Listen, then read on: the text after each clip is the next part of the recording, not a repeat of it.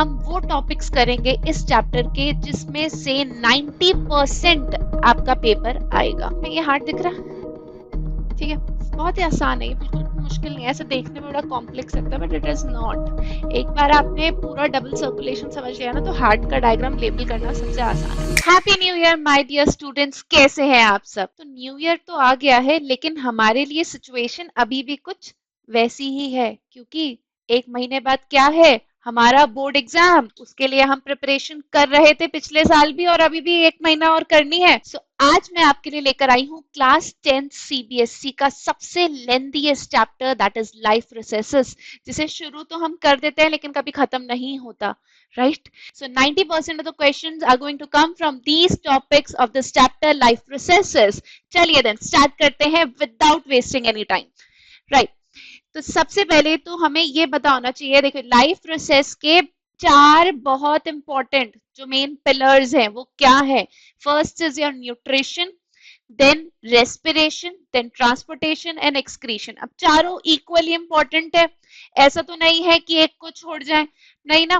तो अब क्या करेंगे, हम इन्हीं चारों में से जो जो क्वेश्चंस पूछे जाते हैं या जिन टॉपिक्स पे most of the time CBSE अपने क्वेश्चंस बनाता है उसको हम करेंगे, राइट? क्योंकि 90% हमारा वहीं पे हो जाएगा फिनिश, राइट? तो थोड़ा थोड़ा छोड़ भी देंगे तो कोई बात नहीं। चलिए स्टार्ट करते हैं। तो सबसे पहले human alimentary canal, that is nutrition का पार्ट है। अब सीबीएसई आपसे ये तो नहीं पूछेगा कि न्यूट्रिशन की डेफिनेशन दे दो, राइट? वो कहाँ से क्वेश्चन पूछेगा, यहाँ से, राइट? तो हम क्या करेंगे, सबसे पहले तो एक टेबल बना लीजिए। टेबल क्या है, टेबल बनानी है हमें सारे एंजाइम्स और उनके फंक्शन की, राइट? तो हम लोग सब फोकस करेंगे किस पे, all the enzymes and their functions. So वो टेबल मैंने आपके लिए बनाई है, आप लोग स्क्रीनशॉट भी ले सकते हैं और मैं अभी आपको जल्दी से टेबल समझा भी देती हूँ। चलिए देन, पहला एंजाइम क्या लिखा है, salivary amylase. Salivary amylase secreted in the saliva, होता कहाँ पे है, salivary glands in the mouth. Function क्या है, digest starch into sugar, starch को शुगर में डाइजेस्ट करना है, ठीक है। नेक्स्ट आपका एंजाइम आता है बेटा पेप्सिन। पेप्सिन कहाँ पे है, गैस्ट्रिक जूस में है। Location stomach, stomach produces this gastric juice जिसके अंदर ये एंजाइम पेप्सिन प्रेजेंट है। क्या काम है इसका, प्रोटीन का डाइजेशन करना इन एसिडिक मीडियम। ये बहुत इंपॉर्टेंट है, ठीक है। किसमें करता है, एसिडिक मीडियम में करता है। फिर ये एसिडिक मीडियम देता कौन है, इसी गैस्ट्रिक जूस के अंदर क्या है, हाइड्रोक्लोरिक एसिड। हाइड्रोक्लोरिक एसिड क्या कर रहा है, एक तो प्रोटीन डाइजेशन के लिए एसिडिक मीडियम प्रोवाइड कर रहा है और दूसरा बैक्टीरिया उसको भी मार रहा है, right? It is killing the bacteria present in the stomach, right? ये भी गैस्ट्रिक जूस में प्रेजेंट है और कहाँ पे, स्टमक में। फिर म्यूकस, अब कई बार ज्यादा एसिड सिक्रीशंस हो जाएंगी, अब स्टमक की लाइनिंग को भी तो कोई प्रोटेक्ट करने के लिए होना चाहिए, and who is that, that is mucus. So mucus is going to protect the lining of the stomach from the excess acid, ठीक है। फिर और देखते हैं और क्या एंजाइम्स हैं, लाइपेस। लाइपेस एंजाइम बेटा कहाँ होता है, ये होता है आपके पेनक्रियाटिक जूस में। किधर होगा पेनक्रियाटिक जूस, कौन सेक्रेट कर रहा होगा, पेनक्रियाज।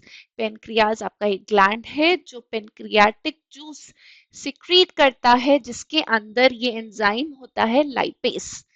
फंक्शन क्या है, फंक्शन है ब्रेक्स डाउन एमल्सिफाइड फैट्स। जो आपके एमल्सिफाइड फैट्स होते हैं, what is emulsification, emulsification means बड़े बड़े जो मॉलिक्यूल्स होते हैं फैट को, उनको ब्रेक करके हम छोटे ग्लोब्यूल्स में, छोटे मॉलिक्यूल्स में कन्वर्ट कर देते हैं, उसी को बोलते हैं एमल्सिफिकेशन, ठीक है। अब इन्हीं एमल्सिफाइड फैट्स को भी तो फर्दर ब्रेक करना है, वो काम कौन कर रहा है, वो कर रहा है लाइपेस एंजाइम, ठीक है। Then amylase. अमाइलेज देखो यहाँ पे भी अमाइलेज का काम क्या था, स्टार्च को करना, और इधर भी अमाइलेज का क्या काम है, स्टार्च को ही ब्रेक करना, fine. So amylase present in pancreatic juice, pancreas में है located, digest starch, starch sugar, एक ही बात है। फिर आ जाता है ट्रिप्सिन। हाँ जी, यहाँ पे देखिए पेप्सिन मेरा एंजाइम है जो प्रोटीन को डाइजेस्ट कर रहा है किस मीडियम में, एसिडिक मीडियम में। एक और एंजाइम है for the digestion of protein that is trypsin, जो कहाँ प्रेजेंट है, पेनक्रियाटिक जूस में। वो क्या कर रहा है, वो भी प्रोटीन को डाइजेस्ट कर रहा है, लेकिन ये कैसे मीडियम में करता है, एल्कलाइन मीडियम में, राइट। तो याद रखेंगे this is an acidic medium and this one is an alkaline medium. Clear? ठीक है, फिर आ जाइए bile juice. Bile juice, bile juice कौन प्रोड्यूस करता है, it is produced by liver. ठीक है, कहाँ पे स्टोर होता है, गॉल ब्लैडर में। कहाँ पे स्टोर होता है, गॉल ब्लैडर में। गॉल ब्लैडर में स्टोर होगा। फंक्शन क्या है, एमल्सिफाई फैट्स, वही जो मैंने अभी आपको बताया था, एमल्सिफिकेशन, लार्ज ग्लोब्यूल्स को स्मॉल ग्लोब्यूल्स में कन्वर्ट करना इज योर एमल्सिफिकेशन। कौन करता है, bile juice, secreted by liver or produced by liver and stored in gall bladder. Fine. फिर बचा इंटेस्टाइनल जूस। इंटेस्टाइनल जूस कहाँ पे है, इंटेस्टाइन की वॉल्स में, स्मॉल इंटेस्टाइन की वॉल्स में होता है ये इंटेस्टाइनल जूस। क्या काम है, जो भी बचा कुचा डाइजेशन रह गया उसको कंप्लीट कौन कराएगा, ये इंटेस्टाइनल जूस। फाइन। इसीलिए एक क्वेश्चन ये भी आता है कई बारी कि आपका कंप्लीट डाइजेशन ऑफ फूड कहाँ पर होता है, ये होता है स्मॉल इंटेस्टाइन में। फाइन। ठीक है, तो ये हमारा बहुत इंपॉर्टेंट टॉपिक है। इससे एमसीक्यूज, असर्शन रीजनिंग बेस्ड और 2 मार्कर 3 मार्कर क्वेश्चंस भी बन जाते हैं। फाइन, तो ये बहुत अच्छे से करके जाने वाले हैं हम। Then comes your human alimentary canal का डायग्राम। लेबलिंग के साथ याद रखेंगे, राइट। ये सब तो याद ही रहेगा, माउथ कहाँ है, इसोफेगस कहाँ है, बस ये थोड़ा सा ध्यान रखना पड़ेगा। This is liver and this is pancreas, और लिवर और पेनक्रियाज दोनों क्या है बेटा, दोनों ग्लैंड्स है, राइट। फाइन। फिर ये आपकी स्मॉल इंटेस्टाइन, ये दिस इज लार्ज इंटेस्टाइन। ठीक है, तो मोटा मोटा लेबलिंग याद होना चाहिए with the functions of these organs, that's it. Functions तो थोड़े थोड़े हमने एंजाइम्स के साथ भी देख लिया। फाइन। फिर फिर उसके बाद ये एक बहुत इंपॉर्टेंट टॉपिक है, इस पे ना 2 या 3 मार्क का क्वेश्चन बार बार बोर्ड्स पूछते हैं। क्या पूछते हैं सीबीएसई वाले, कि विली का क्या रोल है, स्मॉल इंटेस्टाइन में विली का क्या रोल होता है। पहले तो विली होता क्या है, विली होती है छोटी छोटी स्मॉल फिंगर लाइक प्रोजेक्शंस। कहाँ पे प्रेजेंट होती है, स्मॉल इंटेस्टाइन के वॉल्स पे प्रेजेंट होती है, जिसका काम क्या है, लार्ज सरफेस एरिया प्रोवाइड करना for the digestion of food. Yes, जितना ज्यादा सरफेस एरिया मिलेगा उतनी जल्दी जल्दी आपका क्या होगा, फूड डाइजेशन होगा, right. So this is the role of villi in small intestine. Large intestine में भी विली का एक रोल है, क्या है वो, यहाँ पे विली जितना भी, अब देखिए खाना डाइजेस्ट हो गया, ठीक है, जो भी अनडाइजेस्टेड फूड है वो कहाँ जाएगा, लार्ज इंटेस्टाइन में जाएगा। अब उसके अंदर कुछ फ्लूइड पार्ट भी होता है, लिक्विड पार्ट भी होता है, उसे कौन कौन एब्जॉर्ब करता है, उसे एब्जॉर्ब करता है विली।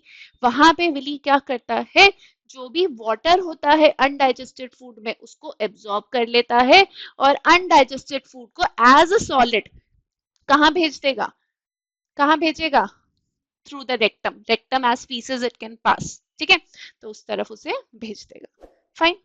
तो विली का रोल समझ आ गया स्मॉल इंटेस्टाइन और लार्ज इंटेस्टाइन में, I hope it is clear. और ये 2 मार्कर का क्वेश्चन कई बार बोर्ड्स में पूछा जाता है। फाइन।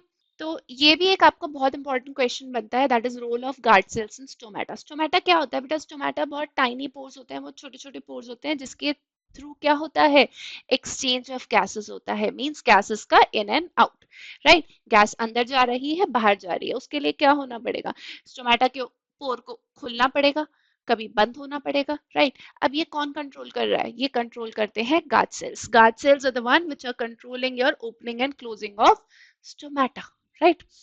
ठीक है, through the process known as osmosis. Osmosis में क्या होता है, वाटर का इनफ्लो आउटफ्लो, तो यहाँ भी कुछ वही हो रहा है, राइट।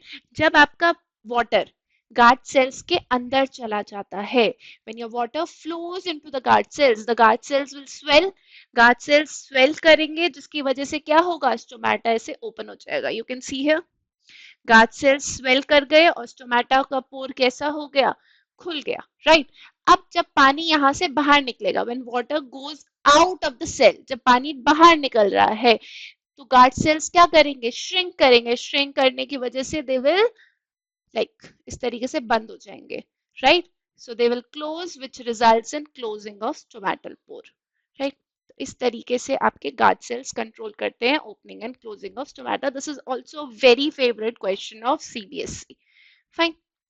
अच्छा, उसके बाद हमारा नेक्स्ट पिलर क्या है? नेक्स्ट पिलर है रेस्पिरेशन. ठीक है. रेस्पिरेशन ना बेटा बहुत बार ना बच्चे कंफ्यूज हो जाते हैं रेस्पिरेशन और ब्रीदिंग में. ठीक है. Breathing is simply taking an oxygen and taking out CO2, but respiration is not that. Respiration breathing को इन्वॉल्व करता है, बट रेस्पिरेशन होता क्या है?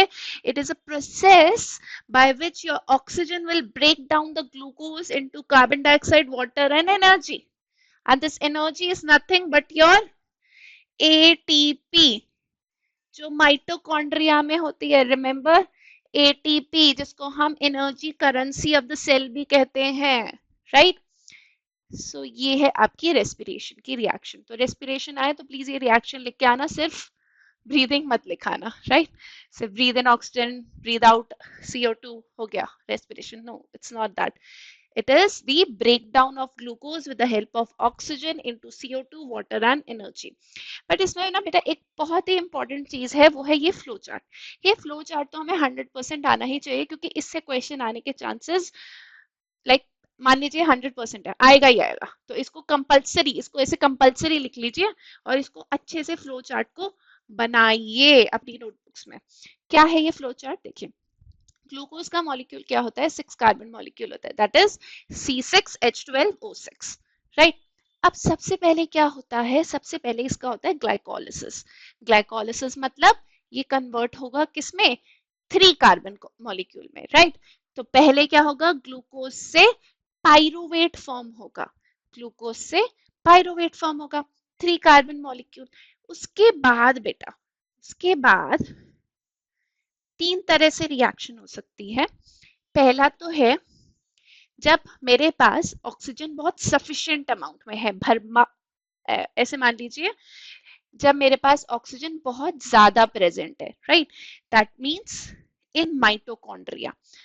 उस वक्त आपकी जो रेस्पिरेशन होती है उसे बोलते हैं aerobic respiration, when you have sufficient amount of oxygen. जब सफिशिएंट अमाउंट ऑफ ऑक्सीजन है तब क्या होगा? क्या प्रोडक्ट्स होंगे? CO2, वाटर एंड एनर्जी, जो हमने यहाँ ऊपर देखे थे, और इस प्रोसेस को बोलते हैं एरोबिक रेस्पिरेशन.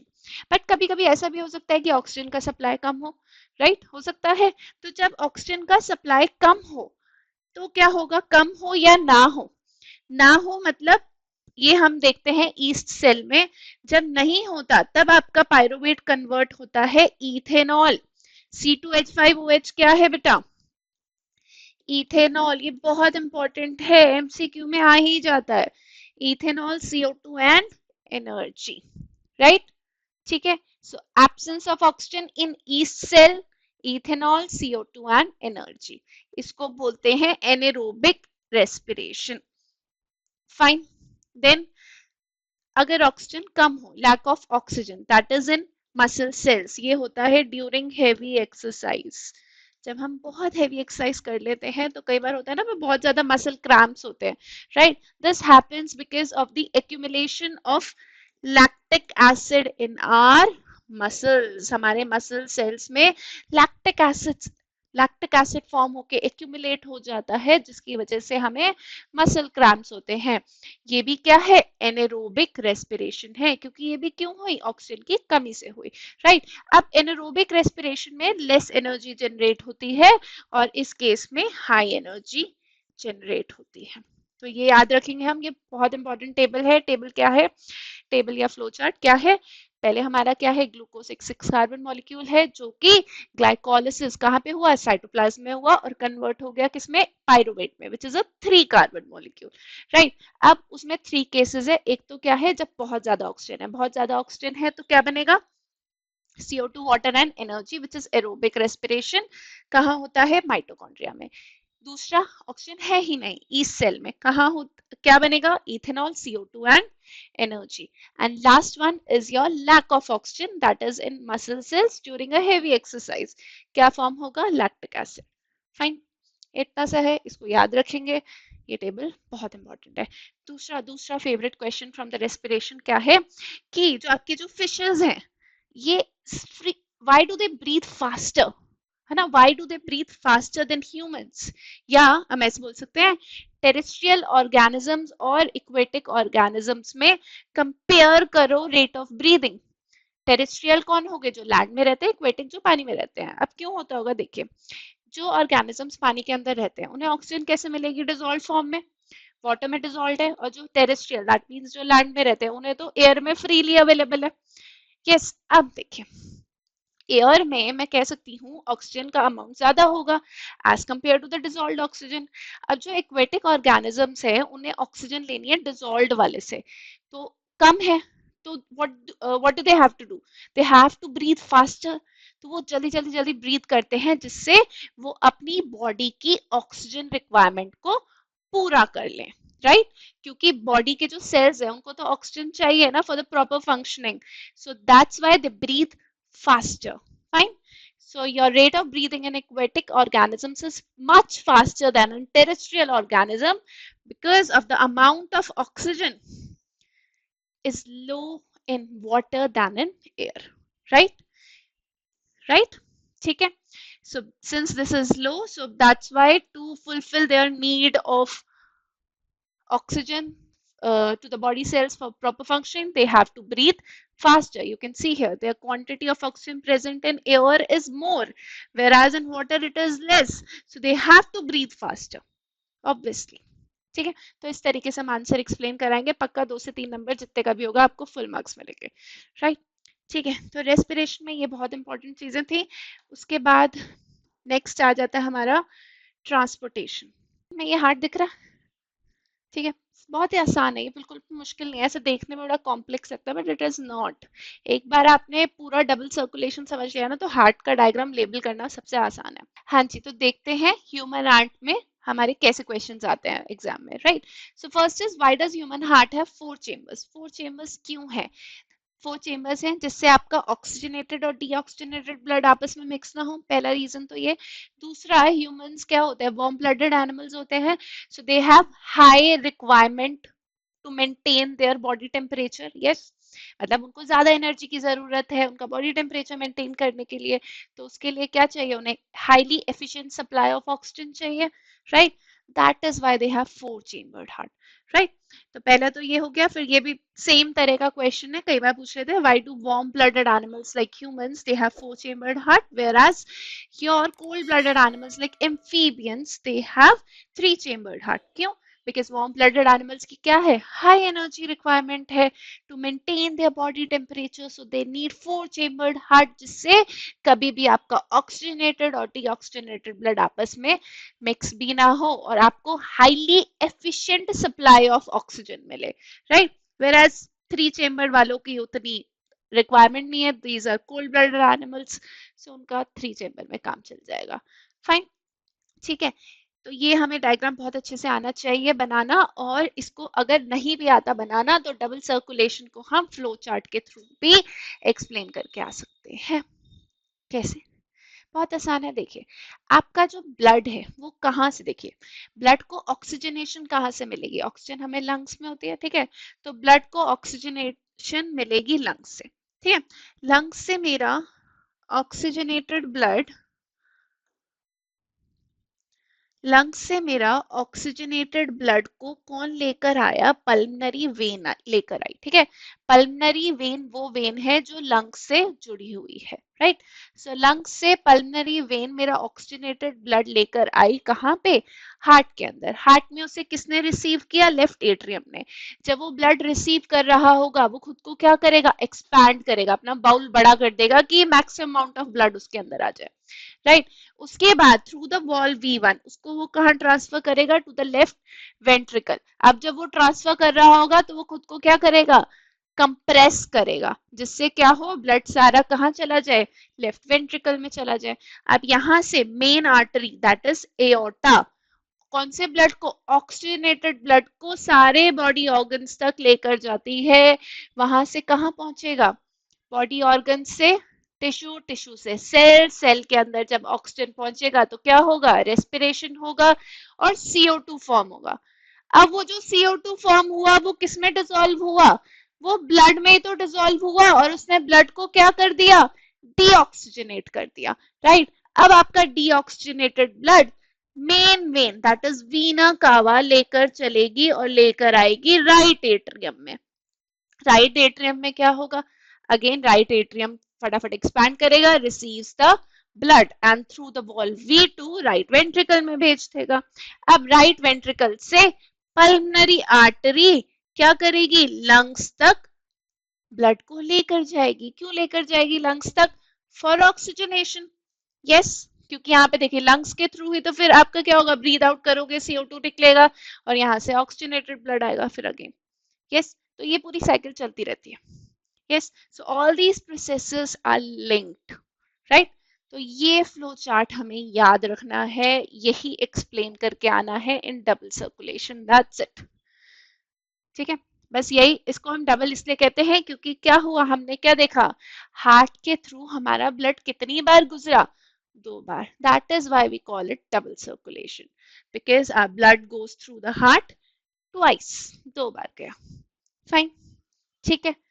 सो ये एक बहुत इंपॉर्टेंट टॉपिक बनता है। दूसरा दूसरा ये ट्रांसपोर्टेशन में बेटा जाइलम और फ्लोएम से भी क्वेश्चन आने के बहुत ज्यादा चांसेस है, इसलिए मैंने पूरे एक टेबल में दोनों की कंपैरिजन टेबल दे दी है और साथ साथ सबके दोनों के पॉइंट्स भी कवर कर दिए हैं जिसपे MCQ या फिर 3 मार्क का क्वेश्चंस भी आ जाते हैं, राइट। तो सबसे पहले तो जाइलम का फंक्शन क्या है, its main function is to transport water and minerals from the roots to the leaves, root से लीव्स में जाता है। और फ्लोएम फ्लोएम वाले प्रोसेस को हम ट्रांसलोकेशन भी बोलते हैं, तो अगर ये वर्ड आ जाए तो कंफ्यूज मत होइएगा। ट्रांसलोकेशन मतलब it transports the prepared food, खाना का बनता है लीव्स में बनता है, राइट। सो लीव्स से लेकर वो सारे पार्ट्स तक कहाँ जाता है, फूड को लेकर जाता है। कौन लेकर जाता है, फ्लोएम, दैट्स इट। फिर यूनिडायरेक्शनल, यूनिडायरेक्शन मतलब एक ही डायरेक्शन में फ्लो होता है, तो जाइलम का जो फ्लो है वो एक ही डायरेक्शन में है, दैट इज अपवर्ड्स, नीचे से ऊपर। वेयर एज फ्लोएम में ऐसा नहीं है, बाय डायरेक्शनल है, नीचे से ऊपर भी हो सकता है, ऊपर से नीचे भी हो सकता है, depending upon the part where the food is being produced. Yes, दूसरा ज्यादातर ज्यादातर जाइलम के सेल्स कैसे होते हैं, डेड होते हैं, वेयर एज फ्लोएम के ज्यादातर लिविंग सेल्स होते हैं। फाइन, देन इसकी जो सेल वॉल्स होती है जाइलम की बहुत थिक होती है, why, because they are made up of lignin. अब ये बहुत इंपॉर्टेंट है, वेरी वेरी इंपॉर्टेंट, क्योंकि लिग्निन की वजह से क्या होता है, एक मैकेनिकल सपोर्ट मिलता है प्लांट को, ट्रीज को, इसीलिए तो वो सीधे खड़े रह पाते हैं, they can stand upright. Yes, so your xylem is also in a way providing support to the plants and trees because their cell walls are made up of lignin, which is a strong substance which provides mechanical support. Fine, उसके बाद इसकी phloem की जो cell walls होती है बहुत thin होती है, which is made up of cellulose. ये पार्ट्स तो हमने क्लास 9th में भी पढ़े हुए हैं, क्या क्या है, tracheids, vessels, xylem parenchyma, xylem fibres या जाइलम स्क्लेरेन्काइमा भी बोल सकते हैं। फाइन, सेम फ्लोएम में sieve tubes, companion cells, phloem parenchyma and phloem fibres. Fine, ठीक है। तो यही क्वेश्चंस आपके ट्रांसपोर्टेशन में यूजुअली बोर्ड्स में पूछे जाते हैं, राइट। उसके बाद आपका लास्ट जो टॉपिक है दैट इज एक्सक्रीशन। अब एक्सक्रीशन का ये नेफ्रॉन का डायग्राम देख के I know most of you always leave this topic, है ना, बट मैं अगर आपको ये बोलूं, ये जो एक्सक्रीशन है सबसे इजिएस्ट है, easiest in the entire chapter. कैसे, क्योंकि इसमें सिर्फ 3 चीजें ही याद रखनी है, ज्यादा कुछ नहीं है। देखिए डायग्राम को देख के तो कभी मत डरिए, क्योंकि डायग्राम में बस ये देखिए हमें क्या याद रखना है, एक ये दिख रहा है ये, और ये ऐसी सी कोई ऐसी ट्यूब है, ऐसी ट्यूब है, ठीक है, और एक ये है, तीसरी चीज ये, 3। तो ये वाला जो पहली वाली चीज है, इसको, इसका जो येलो वाला पार्ट है ये है आपका वुमेन्स कैप्सूल, जिसके अंदर रेड कलर की क्या है, ब्लड कैपिलरीज है, ठीक है। तो सबसे पहला स्टेप क्या होगा, जो भी आपका ब्लड आया वो क्या होगा, फिल्टर होगा। तो सबसे पहला काम क्या है, फिल्ट्रेशन होना है। वो फिल्ट्रेशन कहाँ पे हो रहा है, इधर वुमेन्स कप है, ठीक है, कैप्सूल है जिसके अंदर सीव लगी हुई है, दैट इज ग्लोमेरुलस, किसकी बनी हुई है, ब्लड की कैपिलरीज की बनी हुई है, राइट। तो यहाँ पे सबसे पहले क्या हुआ, फिल्ट्रेशन हुआ। फिल्ट्रेशन में जो भी मोटी मोटी प्रोटीन्स और अच्छी चीजें थी वो तो ऊपर ही रह गई, ब्लड कैपिलरीज पे रह गए, और सारा वेस्ट और कुछ यूजफुल सब्सटेंस जो छोटा भी हो सकता है वो नीचे आ गया एज अ फिल्ट्रेट। फाइन। अब क्या होगा, फिल्ट्रेट जो नीचे आया है उसके अंदर we have some good things also, that is glucose हो सकता है, अमीनो एसिड्स हो सकता है, उसको वापस लेना है ब्लड में। तो ये जो आपकी ये टिब्यूल दिख रही है ना, ये क्या करती है, ये करती है सिलेक्टिव रीएब्जॉर्प्शन। ठीक है, तो पहला स्टेप क्या था, फिल्ट्रेशन करना, दूसरा स्टेप क्या है, सिलेक्टिव रीएब्जॉर्प्शन। तो ये टिब्यूल क्या करेगी, सिलेक्टिवली जो भी अच्छी चीजें होंगी उसको रीएब्जॉर्ब करेगी और बॉडी के पास वापस भेज देगी। क्या, yes, so the body takes back the good stuff like glucose and amino acids as the fluid moves through this tubule। जैसे जैसे फिल्ट्रेट मेरा इस ट्यूब्यूल में चलता रहेगा, क्या होंगी, देखिए ये सब ब्लड कैपिलरीज से जुड़ा हुआ है, जितना भी यूजफुल चीजें होंगी उसे वापस ब्लड में भेजता जाएगा, that means back to the body. और जो भी वेस्ट होगा that will go into the collecting duct and that is your urine formation. ठीक है, तो जो भी वेस्ट था फ्लूइड फॉर्म में वो कहाँ चला गया, वो कलेक्टिंग डक्ट में चला गया and it is passed as urine through urethra. That's it. Excretion इतना आसान था, और इससे नेफ्रॉन से क्वेश्चन आता ही आता है, right. Nephron is like a star of this chapter, जिसको बिल्कुल मिस मत करके जाइए। आई नो इसका डायग्राम बहुत कॉम्प्लिकेटेड है, बट हमें ज्यादा डायग्राम में जाना ही क्यों, ऐसे तीन चीजें याद रखनी है, कप, टिब्यूल और डक्ट, कलेक्टिंग डक्ट। ठीक है, कप क्या कर रहा है, फिल्टर कर रहा है, टिब्यूल क्या कर रहा है, सिलेक्टिवली रीएब्सॉर्ब कर रहा है, and your collecting duct is collecting the urine, the leftover waste. That's it. खत्म। इतना ही है हमारा लाइफ प्रोसेसेस, उतना लेंथी चैप्टर है नहीं जितना हमने इसे बना दिया, राइट। तो इतना अगर आप करके जाएंगे तो 90% of this chapter comes from here, तो आप कोई भी क्वेश्चन मिस नहीं करेंगे। So that's all for today. If you have liked the video, please subscribe to our channel.